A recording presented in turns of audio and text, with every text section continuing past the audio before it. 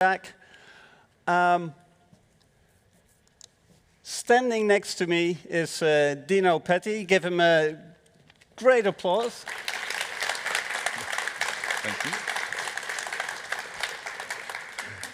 Yeah, we didn't rehearse this when we were supposed to go sit. So shall we just... Can I sit now? Yeah, sit down now. Does this work? Yeah, it does. Dino, obviously the co-founder of and former CEO of PLAYDEAD, CEO of JUMPSHIP, and CEO of Coherence. My name is Mathijs Dierckx. I'm a composer and author and a games industry dinosaur by now. But let's talk about your games, first of all as an introduction, and then we go on and talk about your ideas and experience of founding games companies.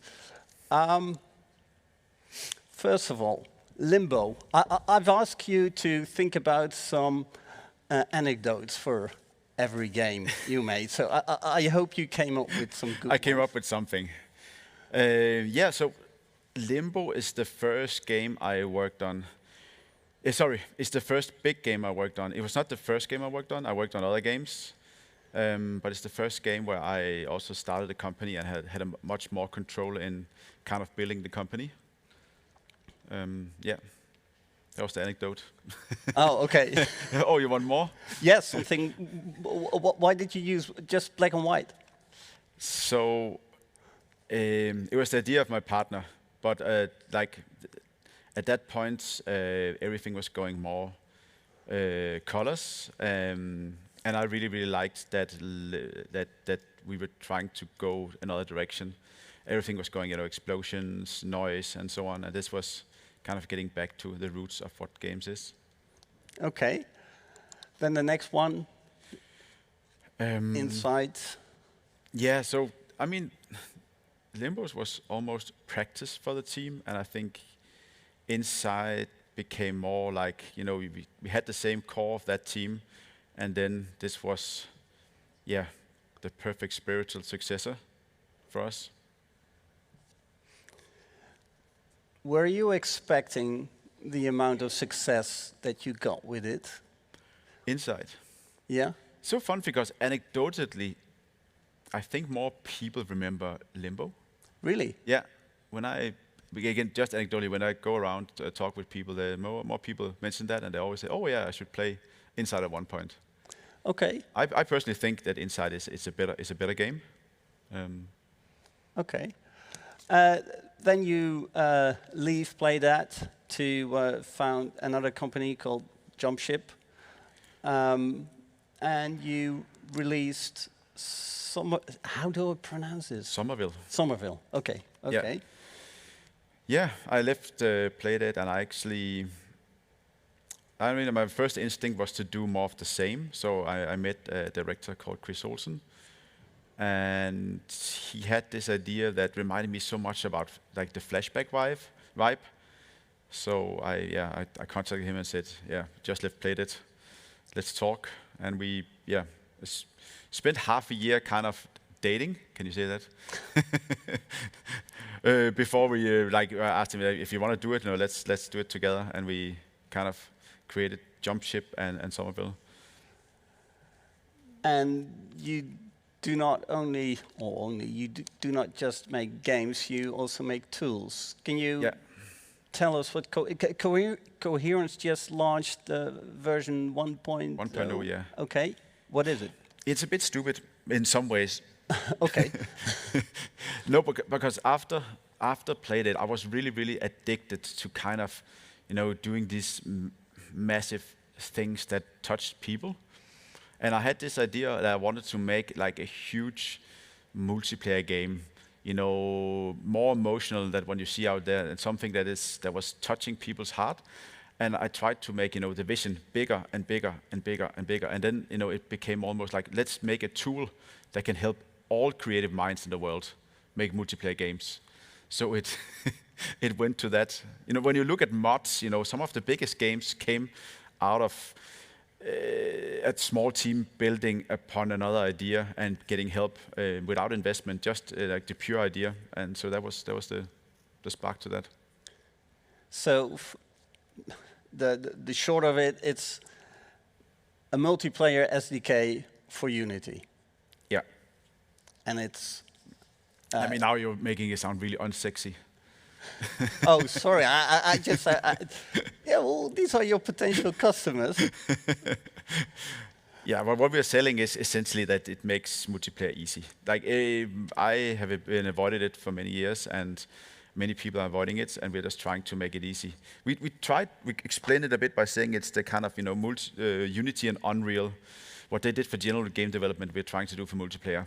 So really make it easy. Like when I was younger, I laughed a lot about, people come out of the study and say, oh, I want to make an MMO. Because you're like, oh, of course, they would never make an MMO. But now that's actually the idea that we want to have that idiot getting this idea and doing something amazing with it, right? Okay. I want to go back a bit to the start of your companies. I know you've said in the past that to you, vision is immensely important. Well, first of all, why do you think it's the vision in particular is so important when starting a games company? The short answer is that time is the most valuable currency we have. There's nothing else that exceeds it. So when you go for lunch, you don't need to have a vision to go have a lunch. If it's a lunch, what's it called? Yeah, dinner, right? When you do something that takes a week or two, maybe you need to have a slide plan. But when you do a games company, I don't think I realized, and I don't think a lot of people realize, that you're setting off for a journey that takes maybe 3, 5, 10 years.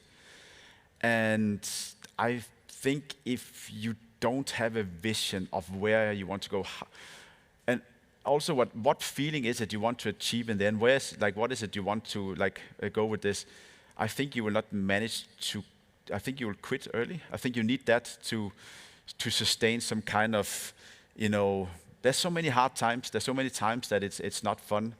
Even now, I mean, we can talk about that also. But there's so many hard times. Whenever you try to do something out of nothing, which you do oftentimes with games, it's such a hard thing. And then, the vision is just such a good thing to keep you on track. Such a good thing to talk with your employees about if you have a company. And I can, and also partners. And I can see, especially with my employees and colleagues, it's so powerful to talk about the vision because it always keeps you going. Like if morale is down or just once in a while. What I do in Coherence is actually I make it like a company-wide talk every 3 months, every half year, where I kind of just go down. I bury myself a bit. I come up with some not new ideas for the vision, but kind of what are the developments of the vision. Then I talk with my partners and see if they agree, and then I present it for the whole company. And I just feel it's really strong to feel that you're part of something that is a bigger vision and not just it's fun to make games.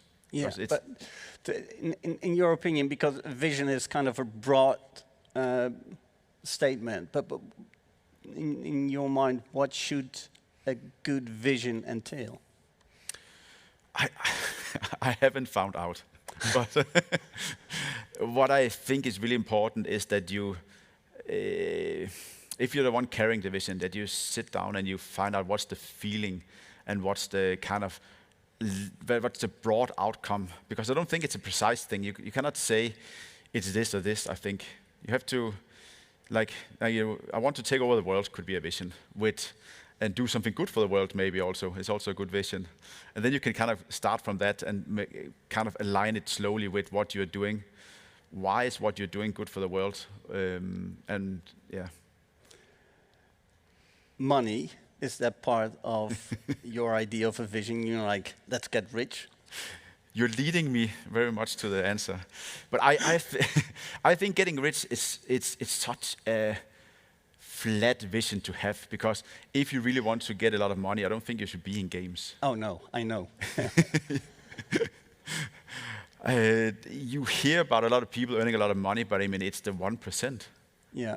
And I think it's so important that you learn to love the journey The money is such a flat outcome, and I think also like, what is a lot of money? Like, and you sell a game, you get, I don't know, a couple of million, but you cannot live the rest of your life for that. You still need to do other stuff. So I think it's A couple of million is still a lot of money.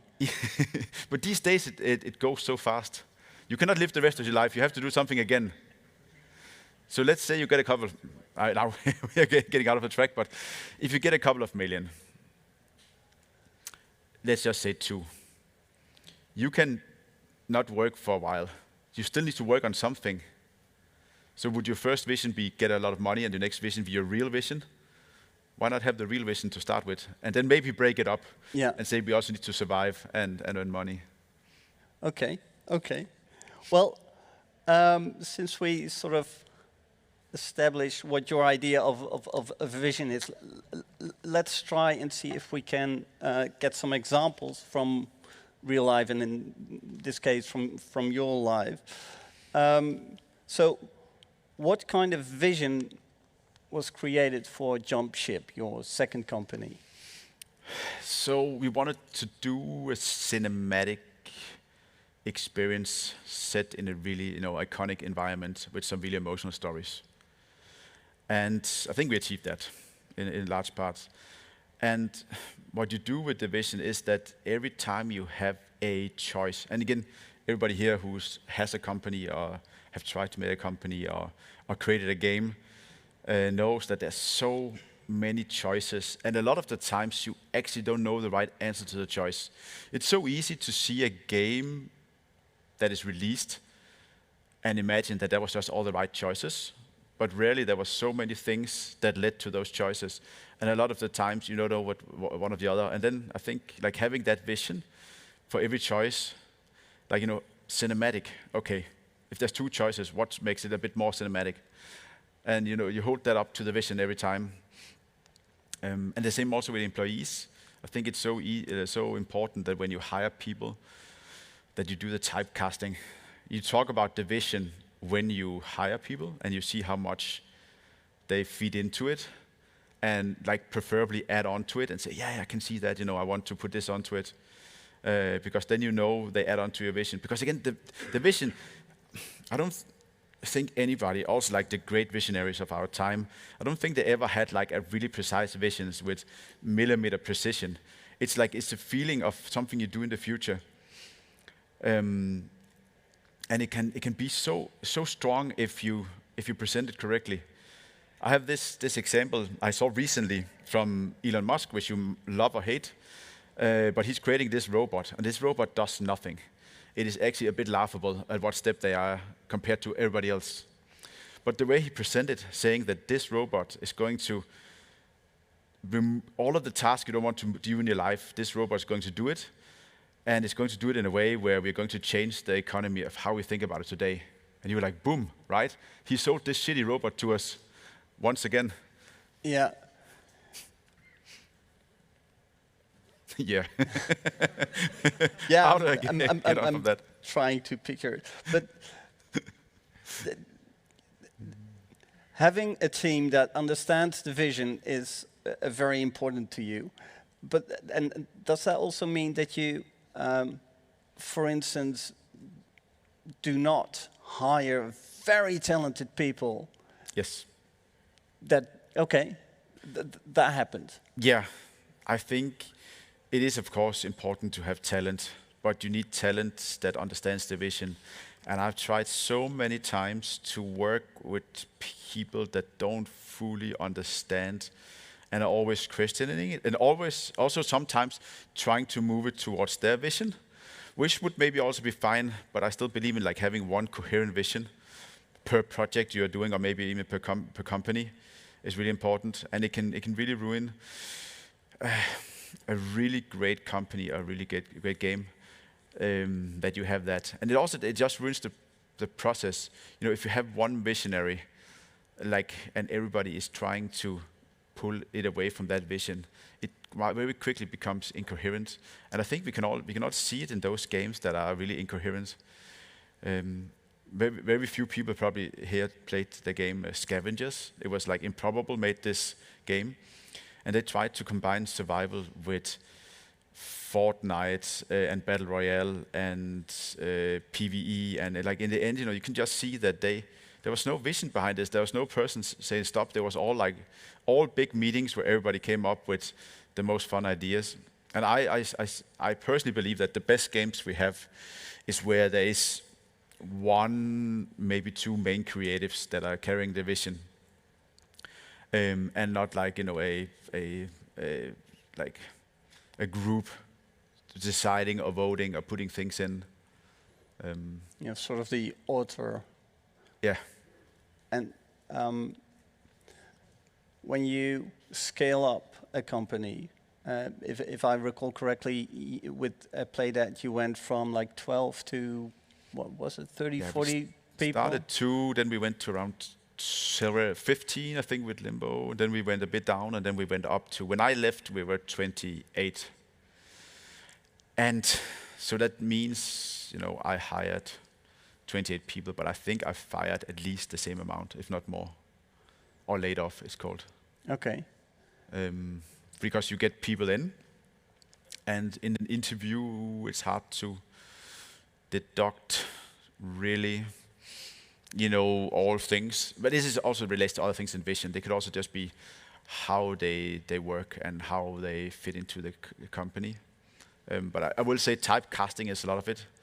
So yeah, there was a lot of people that didn't make that cut. Okay, so there are a lot of indie developers in the room as well. What would you say to them in regards to a vision, and how to translate that to the games that they're making, and how to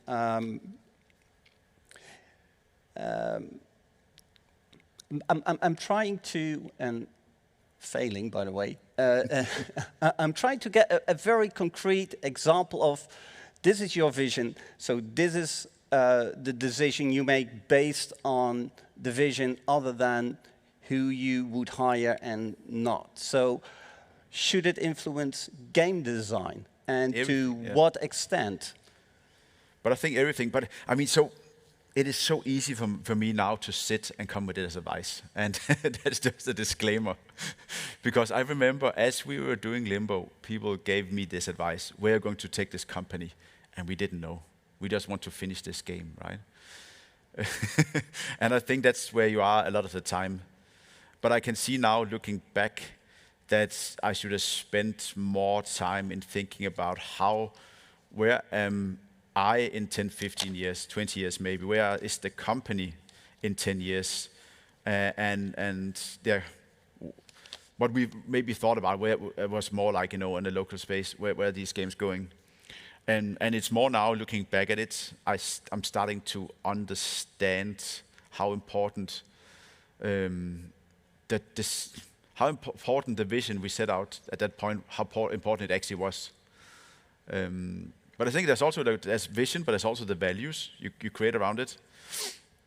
And values is probably the guardrail. So you have a vision, but you also test it up against, what's your values? Do you value gameplay? Do you value making a positive impact in the world? And do you value, there's so many things, as a guardrail. But if you look back, and you set out with a plan, with PLAYDEAD and later with JUMPSHIP. Did you feel that you adhered to that plan, to that vision? Did you leave it at any point? No, I think it is so important to stick to it. But I will say, what you're asking is also, how much should you stick to a vision compared to react to the environment around you? Say no to funding if that would mean a shift. But I think that is a spectrum. That is for sure a spectrum. And you can be a visionary purist. And I think my ex-partner in PLAYDEAD, he was a visionary purist, and still is. And I am for sure over the average. And then you can all go all the way down to people that just say, that say and do everything for money.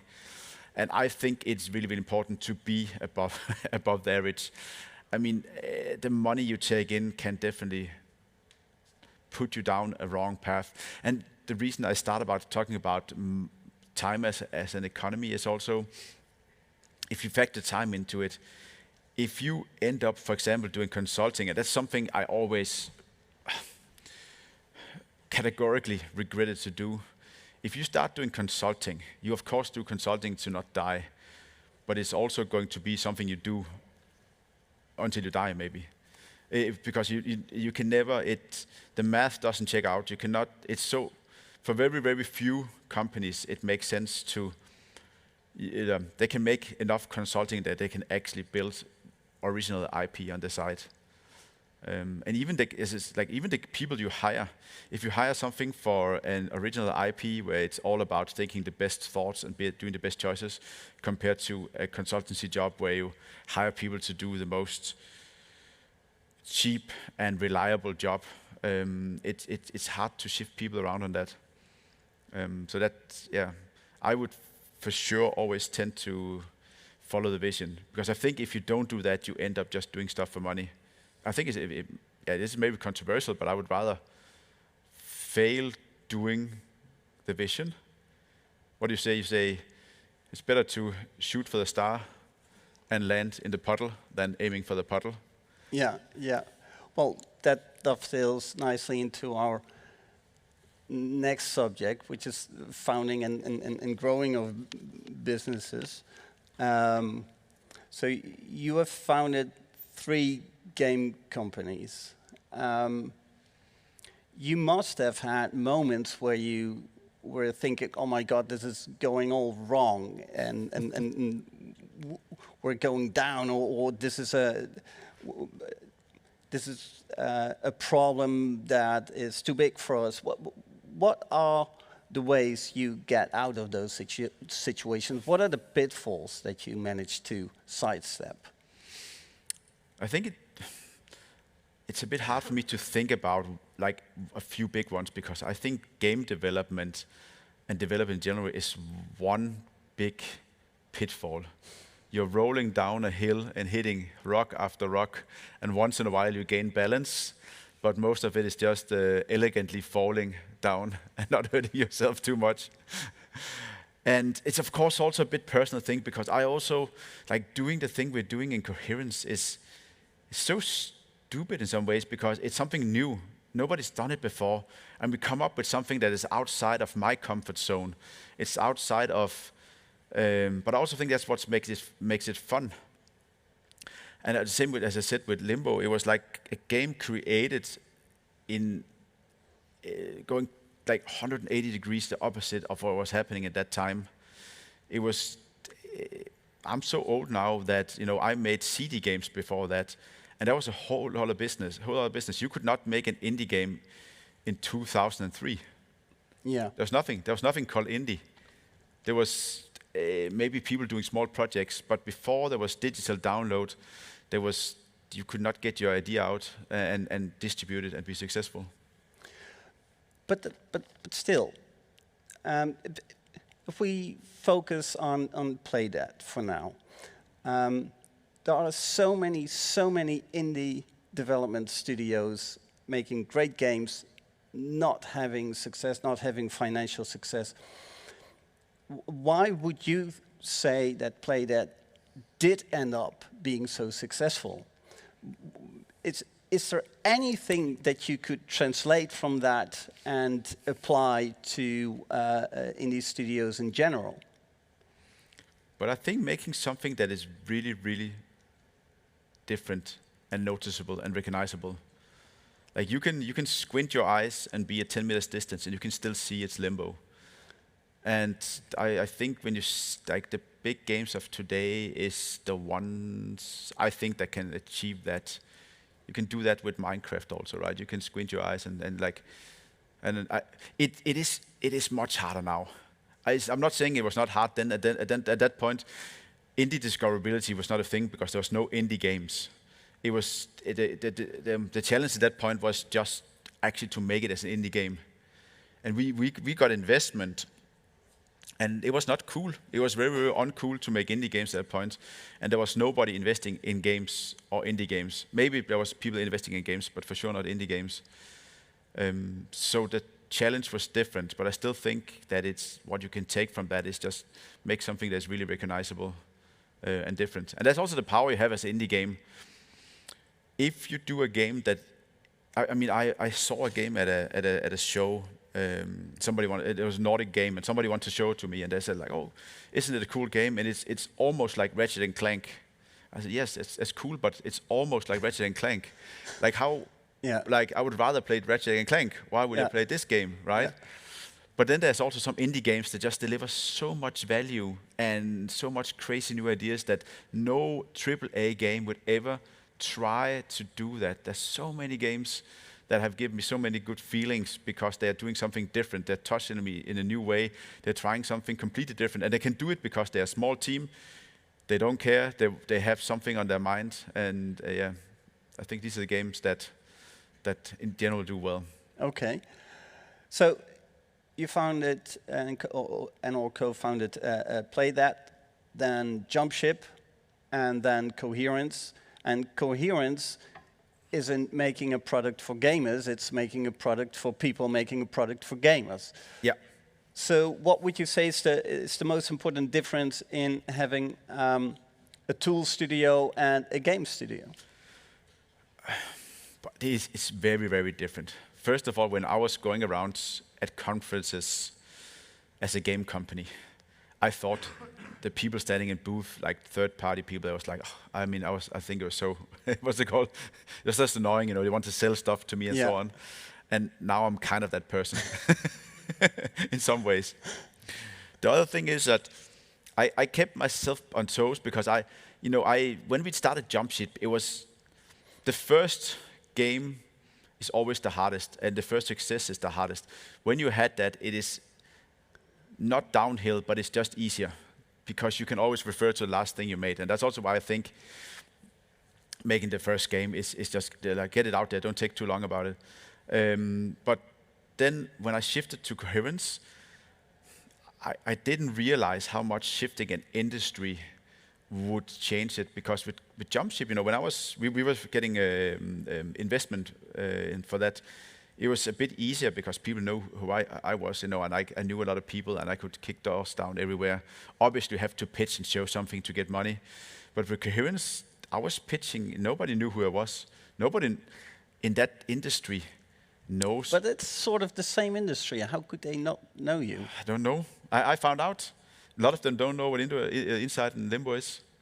I say to them, and they say, "Oh, I'll check it out afterwards." It's a different kind of investor. Yeah, there is game investors that know it, of course, but most of those investors we talk to when it's SaaS and tools and so on, it's not.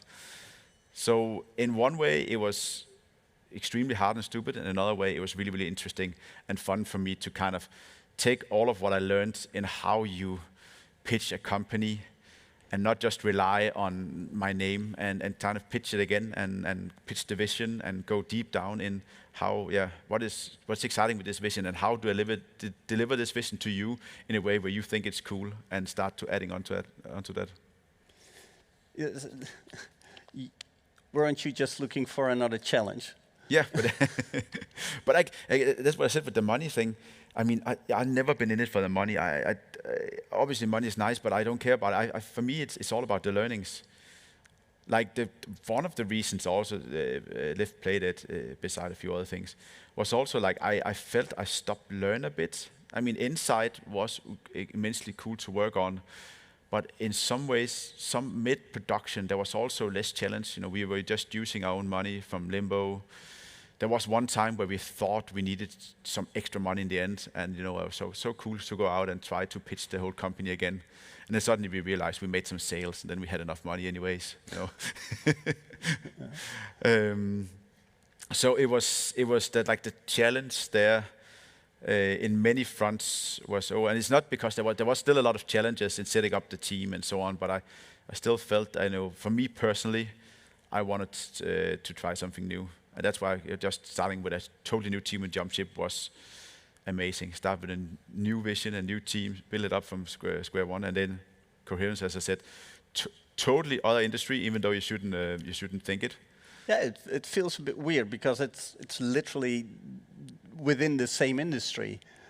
But and talking about challenges, obviously, in the last few weeks, a lot of stuff has happened around Unity, and you are developing a tool for Unity developers.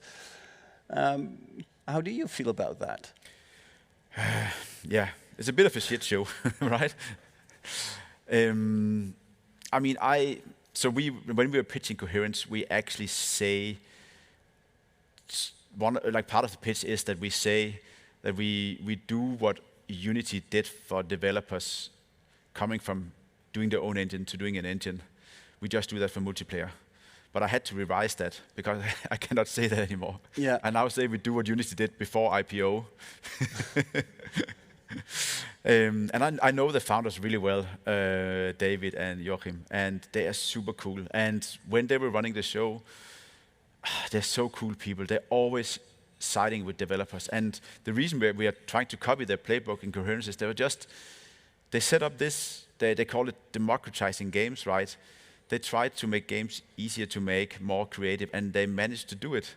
Yeah. And I think it's such a cool vision. But something happens when you go IPO. I had this very childish view of that, because when I started out, I thought when you go IPO, you get owned by the people. And it's perfect, right? So you get owned by your peers and so on, but that's not the truth, right? You get owned by a pension, Funds. and funds, and like... And they're powerful, and they've opinions. And those only have visions about money, right? And when you only have visions about money, then you fuck up the vision. Yeah, okay, but Unity never made a profit, so it's. So then you squeeze developers, right? But I think, I mean, I don't know, to be honest, too much about that. But would that be something to, like, okay, we have this a vision of bringing a multiplayer to more developers. Now let's change it a bit, so we're gonna release, I don't know, on Unreal or on engines that may be still around in 10 years instead of just the next few years. Yeah. No, but so the vision for Coherence was always to do... engine agnostic. Yeah, engine agnostic. The reason we started with Unity was partly that David was like the founder, one of the founders of Unity. He was part of the idea in the start. And we also thought that the people who would choose Unity to develop their games was also people that would probably choose an multiplayer SDK if they wanted to do multiplayer games. So we thought like the same customer that does that, just get a plugin on top of that, and then they have the full stack, and they can just launch and scale and never need to say the word server again. Just launch your multiplayer MMO. Yeah. One person from your bedroom with your crazy idea. So yeah, but I mean, that came out, and it was obviously first I thought it wouldn't hit us, but I also can see now that they did some really long-term reputation damage. And even though I feel that they backpedal enough that you can kind of choose that again, I think actually when you look at the reality, what it costs to develop on Unity and Unreal, I still think in a lot of the cases it's still more cheap to Unity. The problem is just that a lot of developers don't trust that anymore. Yeah. Will they change that later? It's the trust thermocline that they went below. Yeah, but I also think that some of the worst things they put in was that it was retrospectively. So you could have developed your game, which a lot of things that people did, release it. Same as buying a car. You look at all the cars, you find out what car fits your economy with all the features it has, and then 1 year after the dealership calls you and say, like, now you actually have to pay also per kilometer, because then you wouldn't have chosen that car, right? And that's what happened. And I think that fact that you could destroy business models of people who released, years and years back. And the whole idea that there aren't apparently not enough checks and balances within this company, that destroys the trust. Yeah, I can imagine. And I think also Unity, sadly, was already in a bit of decline because Unreal has done so good marketing. They launched Unreal 5. They do so well on marketing. There's been a lot of games showcasing how good it looks. And to be honest, I know developers who've done actually both engines at the same time, and they say it's the kind of same shit, just different places. But I also know when a lot of the indies have worked on Unity and know their problems, it is a bit of a grass is greener situation. You look at Unreal and okay, at least they don't have these problems, but they have other problems. Yeah. So I don't know still what you should choose, but I think Unreal 5 have really gotten a lot of, again anecdotally, because we talk with a lot of developers in Coherence. I think it's half of all we meet has chosen to start something on Unreal. Yeah. But just on a side note, what would your prediction be on this in this area? How many? I can imagine most developers will finish their current Unity project, and how many do you think, percentage-wise, would switch to either Godot or Unreal or another engine? 5. No, I don't know. I mean, I agree with you. Like the cycle is over. People think twice now after when next time they select engines. More people select Unreal than there would have been people selecting Unreal. But I also think it's a wave. I think there'll be a wave over, and more people will select Unreal. You will find the things that they struggle with, and there will be a wave back to Unity again, and then hopefully also other engines like Godot and so on. Yeah. But yeah, it is a tough choice at the moment. Okay, I want to go to our final subject, and then we're going to open up for questions, which is success and failure. And I was a bit surprised that you told us that more people apparently know Limbo than Inside. But for me, as like someone working in the games industry, Inside is like, oh my God, it's a masterpiece. How did you feel after coming out of Inside? Coming out of? Yeah, but when you finished it, and you saw the reception, and okay, let's just create a new game, or was it like, oh my God, we've done it. I can never improve on this.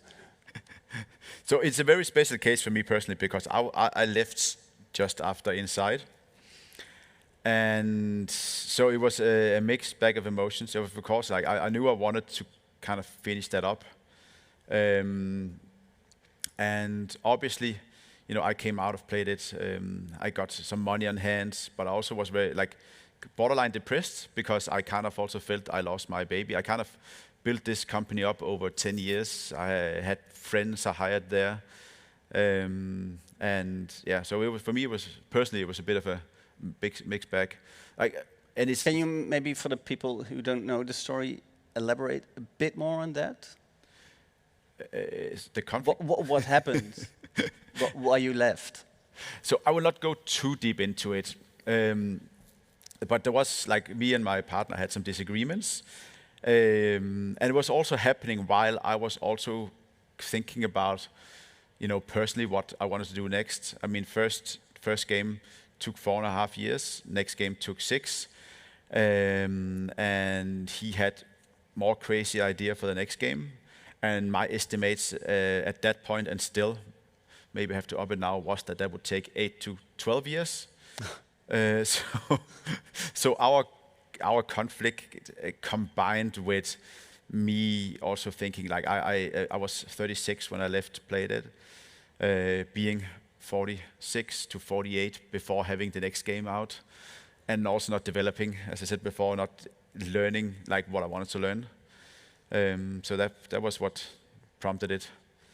And then, of course, it was a bit stupid, because I went out then and created 2 things, Coherence and JUMPSHIP at the same time. Yeah. I felt it went too slow, and then suddenly it went too fast in many ways, and it was also a bit stupid. But that's just me. I think I do a lot of things to the extreme first before I find the level, and this was kind of part of that. Yeah. But it was It was one of my biggest worries after I left PLAYDEAD was if I could ever create something as big again. And I have this a bit stupid anecdote because I was really depressed, and I was really thinking about what can I do when you're standing from scratch, like, you know, you have to develop that new vision for yourself and for the next thing, you know, and it's never easy. And I thought to myself, who in the world had the same problem as me? And then I thought, of all people, I thought, Notch has tried it. He must know something. Yeah. So I wrote him, and I went to his office in Stockholm. And, you know, it's a very weird office he had. I don't know if he still have it. There was like a escape the room puzzle to get into the office. This was before the sale to Microsoft or after? After. Okay. After. Yeah. It was just him, his friend, and 2 PAs, and a really nice office, you know. And I came into this escape the room puzzle, right? And I was, you know, wow, that's amazing. I was just about to, and then she said, oh, he's waiting for you, so I'll just complete the puzzle. Duk, duk, duk, duk, duk. And then we went into the room, like, no. So I went in, you know, I had a really good talk with him. And then he, Valve have just sent him the index. And he said, oh, we should try it. I said, yeah, of course we should try it. And the first thing he booted up was Job Simulator. So I took the headset on and started playing. And quite quickly, it became super weird because I kind of just lost my job, kind of. And I was playing Job Simulator with Notch that also lost his job or whatever he had before. And I know at one point, I really, really felt, whoa, shit, something hit me in the head. Okay, I cannot play Job Simulator. That's not my life from now on. And I had to stop it. And it didn't yield so much. I mean, it was fun to discuss with him, but for me, I just wanted to talk with a lot of people that had gone through something like that to find out. I was lucky enough that I was kind of held a bit on the ground with my family, and I think that saved me a lot in kind of slowly finding out. And as I said, like, contacted Chris and started the whole JUMPSHIP journey. Are you pleased with how JUMPSHIP turned out and Somerville? Yeah, but I mean, we had a vision, and we completed that vision. We're still doing stuff in JUMPSHIP. So I'm pretty happy about that. I think for me personally, it was very, very stupid to do 2 companies at one time. I had this thing also. I thought, you know, hey, Elon Musk, he can have SpaceX and Tesla at the same time. So I can also have 2 companies, one in Denmark and one in UK. I can just fly between, you know. But you're still CEO of both? So technically, I've never been CEO of JUMPSHIP. I always called myself executive producer. Okay. Because there was a bit less committal. It's a bit something that you just go in and you do high-level stuff, and then you, yeah. So your focus is more on coherence. Yeah. And you also had an investor in JUMPSHIP, or? So JUMPSHIP got Nets as investor. We pitched it in 2019 or something. We got them, and we actually sold it last year to Thunderful. So, is that usually for you a goal to have your studio acquired, or is that just something that happens and it came on your path and you thought, well, this is good for me, this is good for the company? I think it depends so much on your personal goals and paths in life if you want to do that. Something like PLAYDEAD, you'll see, like, you know, I sold my shares to Arndt, and I think they will never do anything with it. His vision is just to have that and build those IPs up and do nothing. For me, I think with JUMPSHIP, because I was so stressed with 2 companies, it was so important for me that we could get an owner that could ensure that the whole company could live on beyond me. Yeah. And that's actually one of my personal visions, like, for creating companies. I really, really love the thought about creating some things that live beyond you. And that's also why talk so much about the vision and values, because that's what you put into the company and you establish within the culture. And I want all of the companies I create to have really good cultures and really good values and really good visions. And hopefully, like my big dream is to create companies that live beyond me. Yeah. And I'm so old now, I start thinking about So death, stop right? saying you're so old. I'm older, so Yeah, you are mega old. No, but I mean, when you're young, I just feel like you're so naively. I thought so much about reasoning. You have all the time in your life, and you just waste all of it. And what you do, right? I see my kids wasting their time now, right? And you want playing your games. yeah, exactly. Or playing Roblox. You want to like shake them, like just do something with your time, right? But Look at that, having 2 companies. Yeah. But I think would you give that advice to anybody starting a company to start, like not 1 but 2? No. But I also say to people, don't have kids. It's also so stupid. But people do anyways, right? It is so hard. You get nothing out of it. If you're lucky, they like you. And no, I have 3 kids. This is going to be recorded. Oh shit. Okay, let's before you incriminate it was a personal joke actually, because you often give people the advice that you do yourself. And I remember when we in Limbo we did our own engine, and we met so many people that we met this Swedish company that said, don't do your own engine. It's the worst. It's do something else. It's really, really hard to do your own engine. And then they started pitching their own engine and talked about how much their own engine was saving them, and that was the key for like a lot of the success they had. And I thought after that, like it's like saying the same with kids, right? Don't get kids, but you get. I mean, I have 3 kids, right? You get kids, and it's so easy to say to other people, don't go through all of that. But in reality, never say that. I love myself. I also love my kids, but it's also as hard as it is fun. Okay. Questions from the audience, not about kids.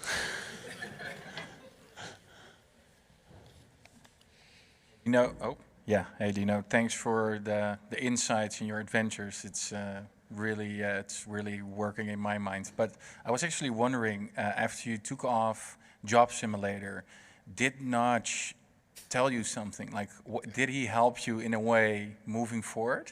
No, sadly. Let's stop playing this. No. All right, next question. Sorry. This one over there. Hi, thank you for your talk. I was just wondering, what advice could you give to indie game studios who try to balance doing business with creating a cool game, even though there are maybe 1 or 2 people? I think it's really important to think about the business also, but I would always lean towards creating recognizable. Always go out. I mean, that's my personal thing. It's much cooler to go out with a bang than doing something you thought were commercial, that you thought people would like, because in reality, that's not how it is. If you make the more commercial choice, it's not always more commercial. I think in the indie space, it's actually more commercial to do something that is crazy and out there. They always do the crazy thing. But again, I also see indies do extremely crazy things, and they don't think about how I'm even going to sell it. A lot of VR titles. I love playing VR, but I don't think VR titles, you can make them so commercial yet. So maybe you should do a game that also works maybe outside of VR. But again, that advice, if you said that to the super hot people, they actually started not doing VR. So I would say the advice is to keep the indie side, like make it recognizable. You have to compete with the AAA titles, and you have to realize that those people can compete in money, always. They can compete in realism, but they cannot compete in quirky ideas. And on risk. And on risk, right? Yeah. Thank you. More questions?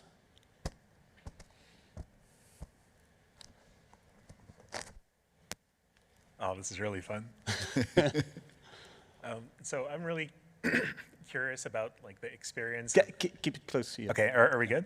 Yeah. All right. So I'm really curious about the experience of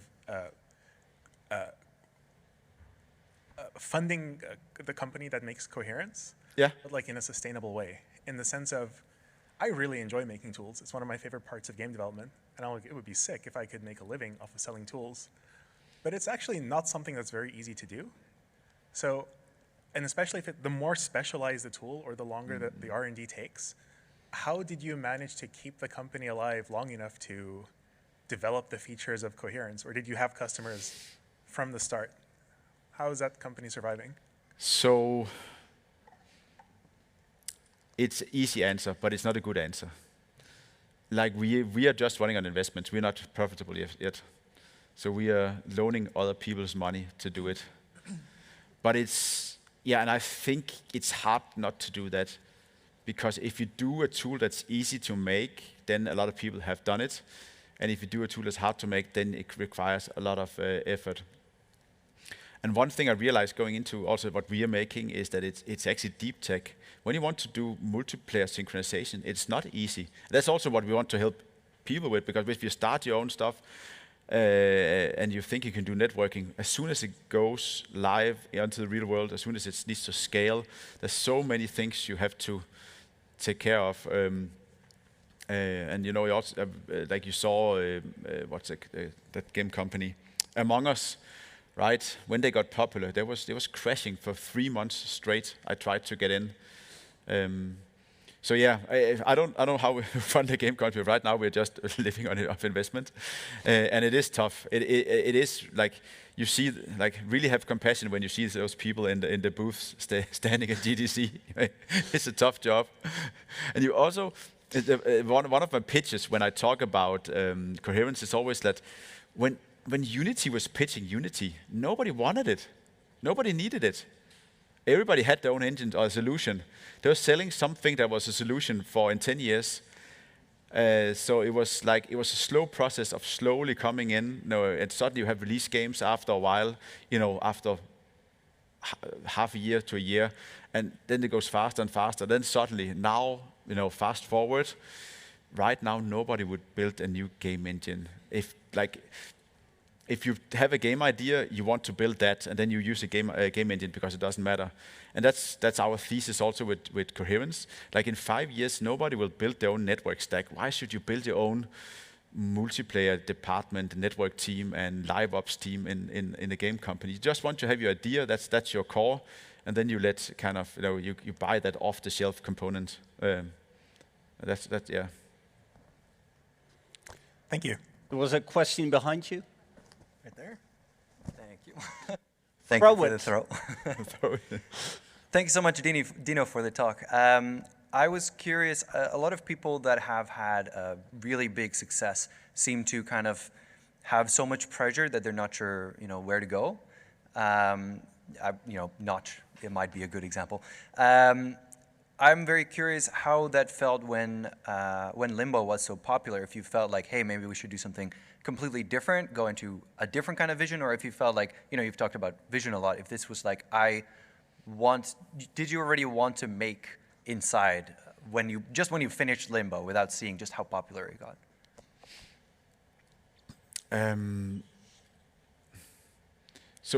Yeah.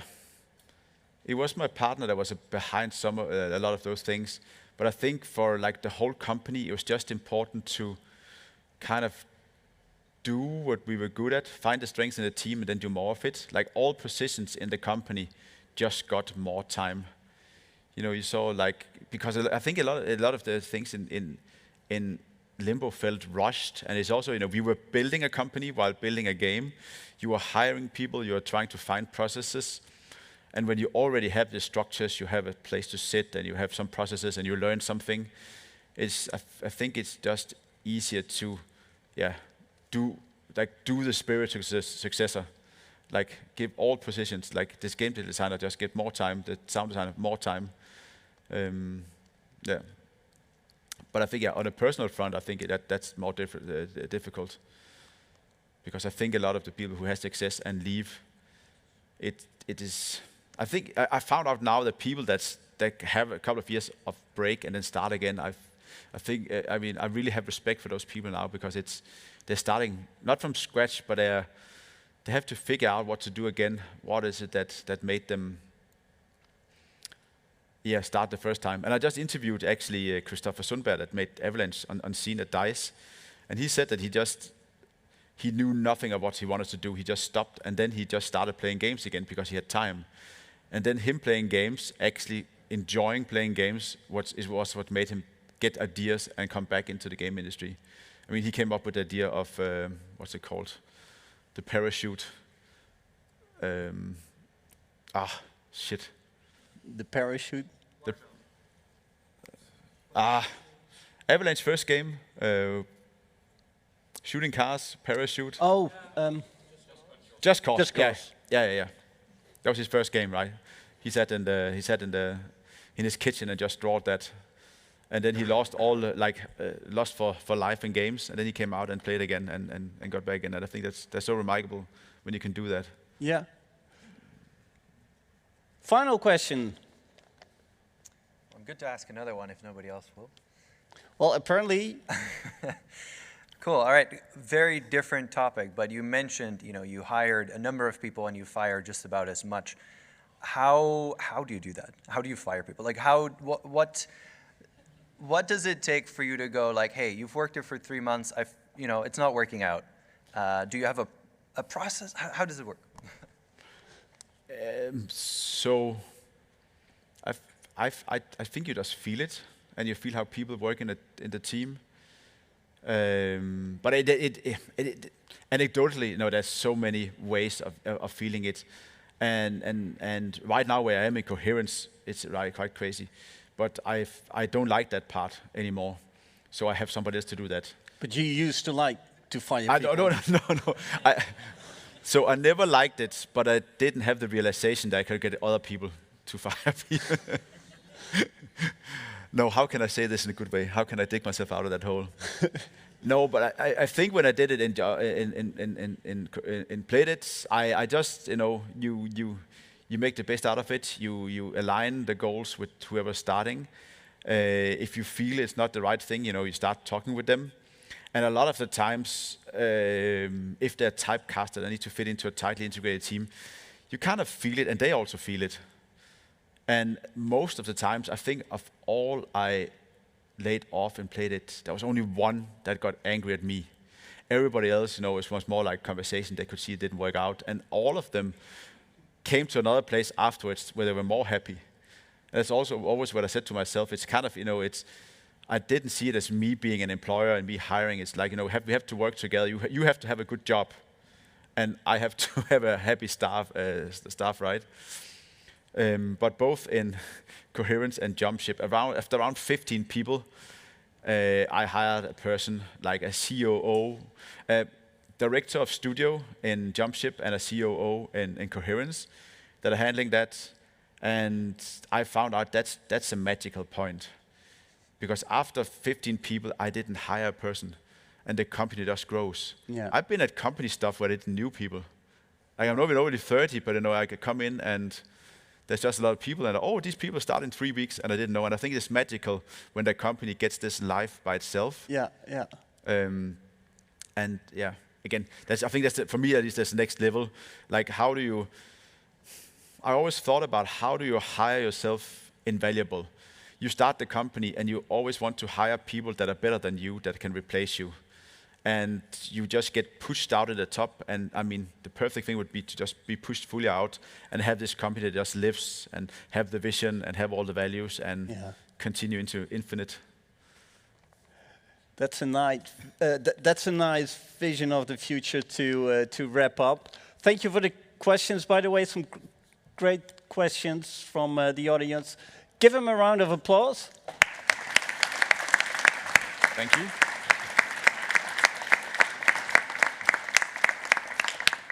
And this concludes this year's Dutch Game Day. You want to? Okay. Then we hope you enjoyed today, and then we'll probably see you next year. Thank you. Bye-bye.